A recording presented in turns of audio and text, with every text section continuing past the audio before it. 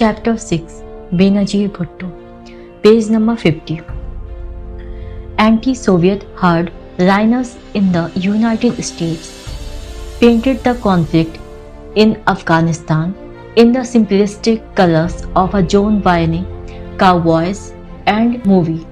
The Pragi Mujahideen pitted against the Soviet behemoth. Still, there were those who objected to Zia's human rights record, his execution of his predecessor, his obvious lies about Pakistani nuclear ambitions. For these naysayers, there was crafted in 1985 another amendment to the Foreign Assistance Act, this one specifically aimed at Pakistan. The Presser Amendment allowed the aid to keep flowing as long as the American president certified each year that Pakistan does not possess a nuclear explosive device and that the proposed United States assistance program will reduce significantly the risk that Pakistan will possess a nuclear explosive device. With only the ideologue Reagan's word required to keep the GC flowing, and with the Saudis matching American contributions dollar for dollar, Zia was in the catbird seat. In the meantime, Nusrat and Benazir Bhutto were still perceived as a threat and still harassed without mercy. They spent half of the year after Zulfikar's death under protective custody at Al-Murtaja, the beginning of a cat-and-mouse game. Zia would play with the Bhutto woman for the next decade. House arrest was capriciously enforced and lifted throughout 1980 and the early part of 1981. But Nusrat and Benazir, not to be intimidated, continued their political activities, taking a prominent role in forming a broad coalition of resistance to Zia's rule, the Movement for the Restoration of Democracy. This was a partnership among 11 parties of widely different political persuasions, including the PPP, the Awami National Party. The Islam had persuaded the brothers that armed resistance was the answer. In London, they had joined forces with Mustafa Kemal, now in exile, and began to put together an armed force, an organization that could oppose Zia's regime in a militant manner. Kemal's wife recalled the era. Mir Murtaza was a novice, but he learned fast. A younger brother Shah Nawaz exhibited the idealistic far-away gaze of the revolutionary. They established a sort of headquarters of disgruntled Pakistanis in our flat and plotted Zia's overthrow. Our drawing room was converted into a firing range. Mir set up a target at one end of the room and practiced his marksmanship with an air gun. I was not terribly impressed. He seemed to be just a spirited youngster, playing at terror. For his part, Shah Nawaz looked more like a suave terrorist, but his soft eyes gave him away. He did not seem to be able to force a steely, cold look into them. These activities did not end after Bhutto's execution. The boys had expanded their operations. In 1979, Syrian President Hafez al-Assad had offered them asylum in Damascus, and there they had set up operations for the People's Liberation Army, an armed guerrilla movement that they hoped would eventually oust Zia's military government.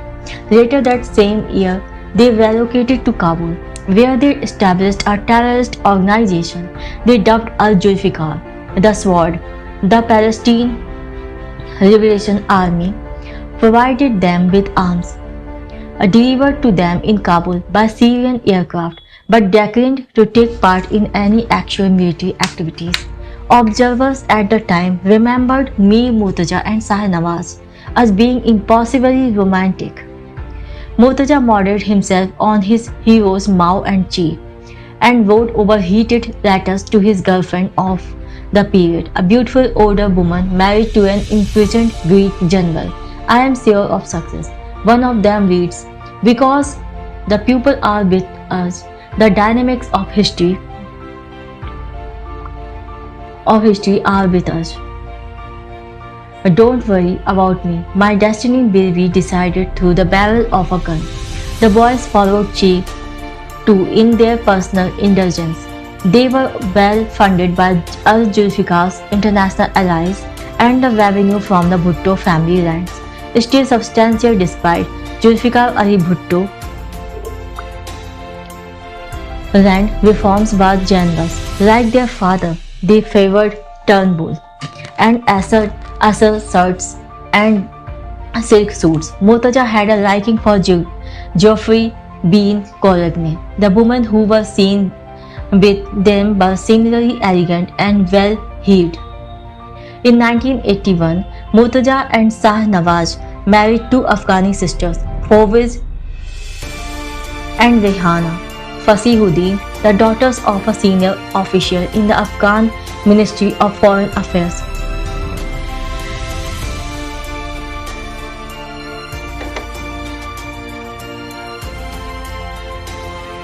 Murtaza and Fawzia's daughter Fatima, who was born in 1982, would grow up to become one of her Aunt Benazir's most vocal and devastating critics.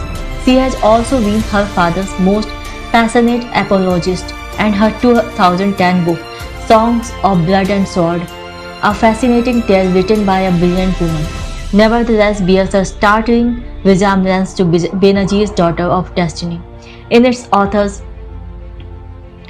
inability to look at her adored father with any balance.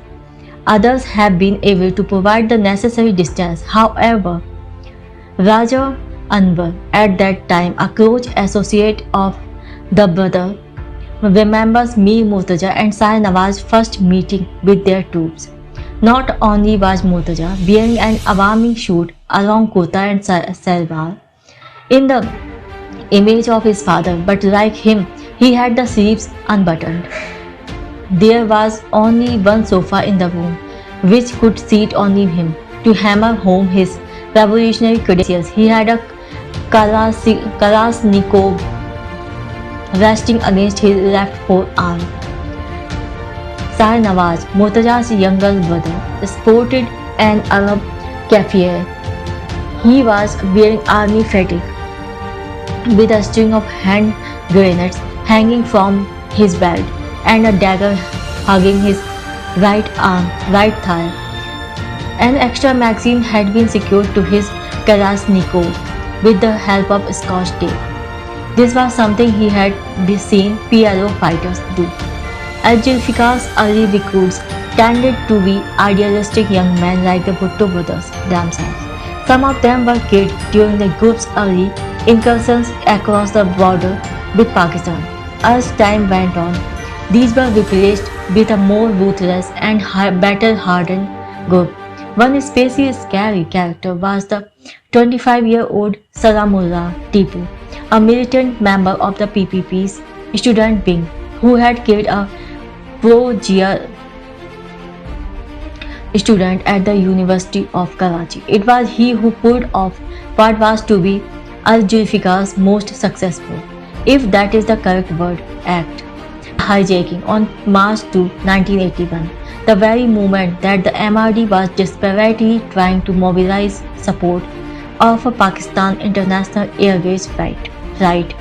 Tipu, along with two other young men, hijacked the passenger flight originally bound for Peshawar, rerouting it to Kabul, where it sat on the tarmac for 7 days, its passengers held prisoner at gunpoint, while Al-Zulfikar demanded the release of 55 political prisoners currently being held in Pakistani jails. One passenger was shot dead, a diplomat named Tariq Rahim, who, ironically enough, had been a close associate and at the camp of Zulfikar Ali Bhutto.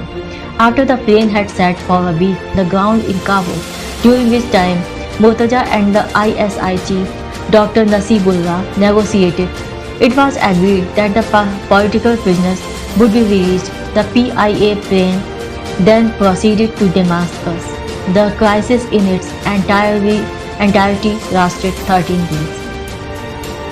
Just who was responsible for this move has been a source of disagreement for some time. Fatima Bhutto claims that her father had rejected Tipu's idea of a hijacking in no uncertain terms and that once the deed was done, he pleaded with Tipu to release the prisoners.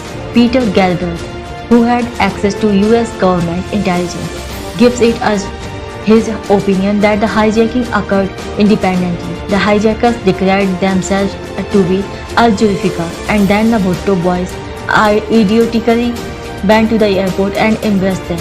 But other accounts, including Raja Anwar's authoritative insider account of Al-Zulfikar, have indicated that Murtaza was behind the hijacking.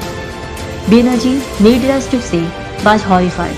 The hijacking garnered all the attention Al-Zulfikar had hoped for, and then some. But the only international PR it gained for the Bhutto cause and that of the PPP was.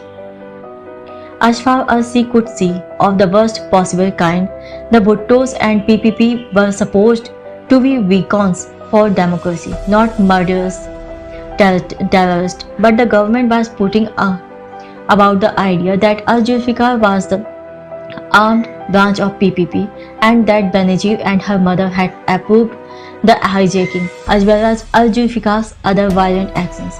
The hijacking rendered Benazir's own position infinitely more dangerous. Jia, who now felt justified in the use of force, rounded up thousands of political enemies, specifically MRD members, in a nationwide witch hunt, and Benazir herself was one of the first to be arrested, the police tracking her down on March 7 at the home of friends.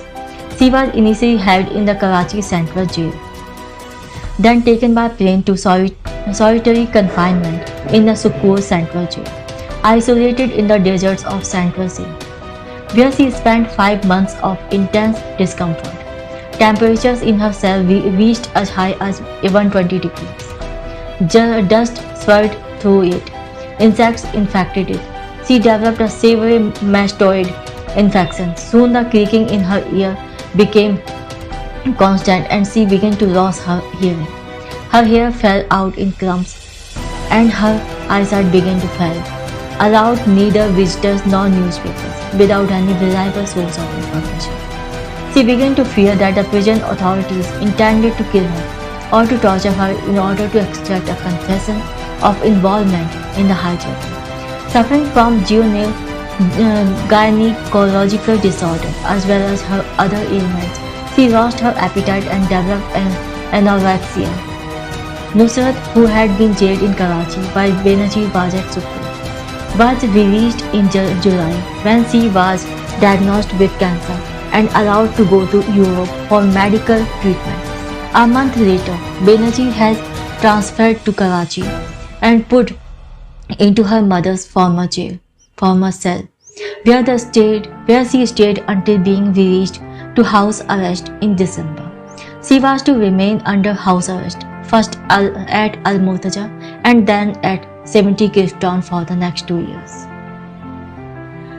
Benazir's actions were closely monitored by the regime and the intelligence services. A draconian new martial law had made it a capital offense to do anything liable to cause insecurity, fear, or despondency among the public. The MRD, whose actions Benazir was closely following from house arrest and with which she was once again in illicit communication, was calling for agitation. Benazir issued a public statement to the nation in the name of her now absent mother that fueled a furious uprising throughout Sindh in the summer of 1983. A rebellion subsequently crushed by the Pakistani military. Undaunted, she continued her resistance to the illegitimate regime from confinement at 70 Clifton. This heroic commitment to the cause of democracy, in spite of her horrific experiences in the Sukkur Central Jail, impressed international observers. Even in Washington, where Jia's star was still very much in the ascendant.